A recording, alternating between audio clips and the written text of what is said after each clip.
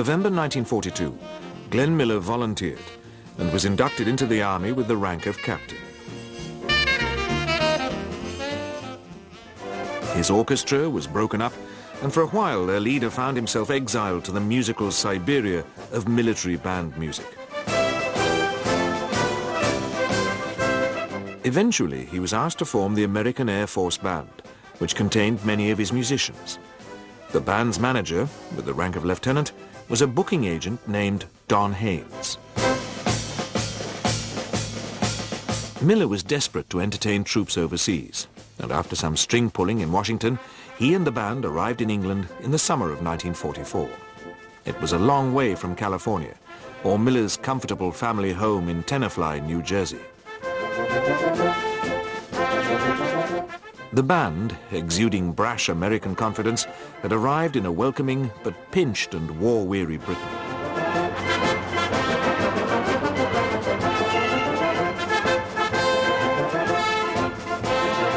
In Trafalgar Square, the base of Nelson's column was plastered with propaganda posters.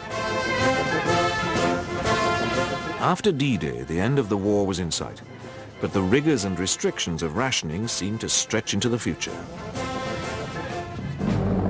Overhead droned Hitler's V-1 flying bombs, fraying the nerves of civilians on their flight path.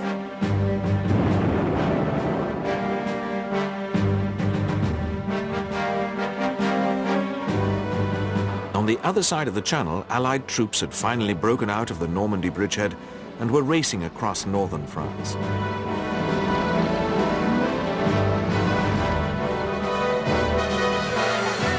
Their route was lined with cheering French villagers. The way to Paris lay open. But each and every soldier knew that much hard fighting lay ahead before the defeat of Nazi Germany.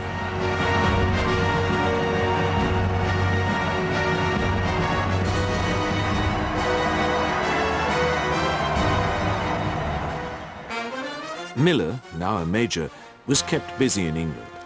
A few feathers were ruffled by the fact that most of his audiences were American. Miller's British fans felt left out. The stuffy BBC seemed reluctant to give Miller's swing music much of an airing.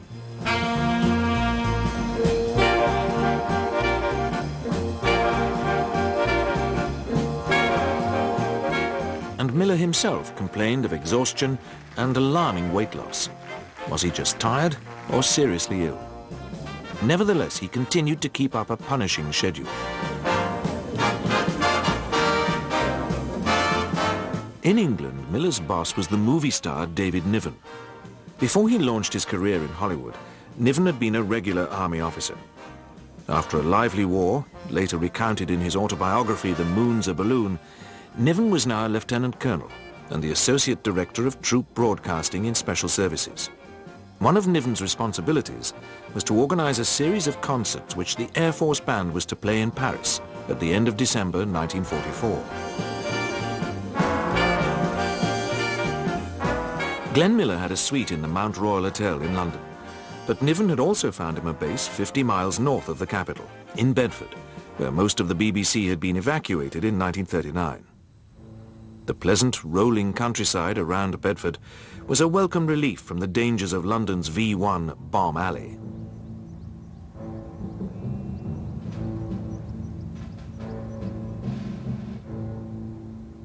Nearby was the picturesque village of Milton Ernest, whose hall housed the headquarters of the US 8th Air Force's Service Command. Here, Miller and Don Haynes got to know a staff officer, Lieutenant Colonel Norman F. Baessell, who was responsible for the supply and servicing of 8th Air Force airfields in liberated Europe. This part of England was crammed with 8th Air Force and RAF bases. From here, B-17 bombers took off to pound the heart of the Reich.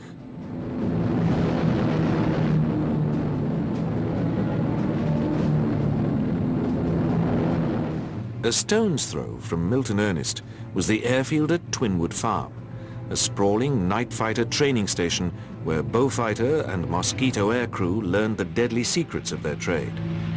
Wartime ghosts still haunt Twinwood Farm, but the runway down which the night fighters once thundered has been replaced by a beet field. On the edge of the woods which fringe the station, mouldering huts and rusty hangars recall the past. According to the manager of Miller's band, Don Haynes, it was to Twinwood that he drove with his boss and Colonel Baessell on the morning of the 15th of December 1944. Baessell had offered Miller a lift to Paris when all other flights in the UK had been grounded. In bad weather conditions, a 200-foot cloud base and heavy rain, the three men waited outside the control tower for the arrival of Baessell's aircraft from nearby Abbots Ripton. An American ferry pilot, John Morgan, who regularly took Baessell to Europe, would be flying it. The plane appeared through the cloud. Miller and Baessell clambered aboard the single-engined Norseman, and Morgan took off at approximately 1:45 p.m. Neither he nor his passengers, Miller and Baessell, were ever seen again. Or so Don Haynes' story goes.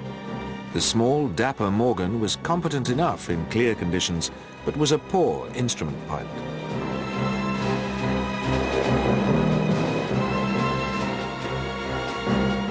However, Twinwood's daily wartime history, officially known as Form 540, records that on Friday, the 15th of December, the airfield was closed.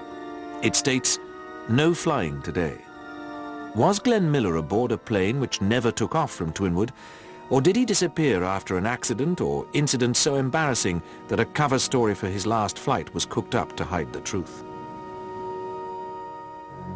Morgan never filed a flight plan, but in the official version of subsequent events, the Norseman flew from either Abbots Ripton or Twinwood and then over Bovingdon Airfield to cross the channel at Beachy Head, skirting a bomb jettison area. It then headed towards the coast of France and Morgan's planned destination. This route has prompted the theory that the Norseman, flying low and slow over the channel, was caught in a rain of bombs jettisoned by a returning Allied bomber formation. Aircrew have stepped forward to claim this dubious honor, but careful research indicates that Morgan took an entirely different course to France. During this period, a Norseman was lost over the channel to jettisoned bombs, but this was on the 16th of December, and the records confirm that it was an entirely different plane, on its way to delivery in Chartres. A clue to the Glenn Miller mystery may lie in the slightly sinister figure of Norman Baessell. The 44-year-old colonel was a brash and brutal man.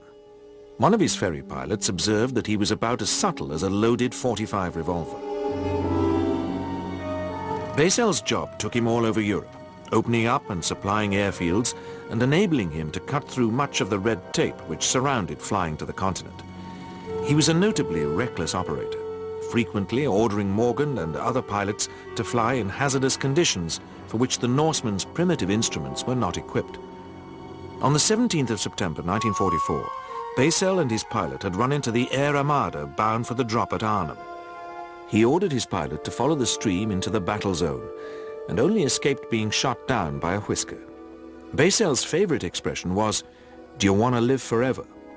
It seemed as if the blustering colonel did not.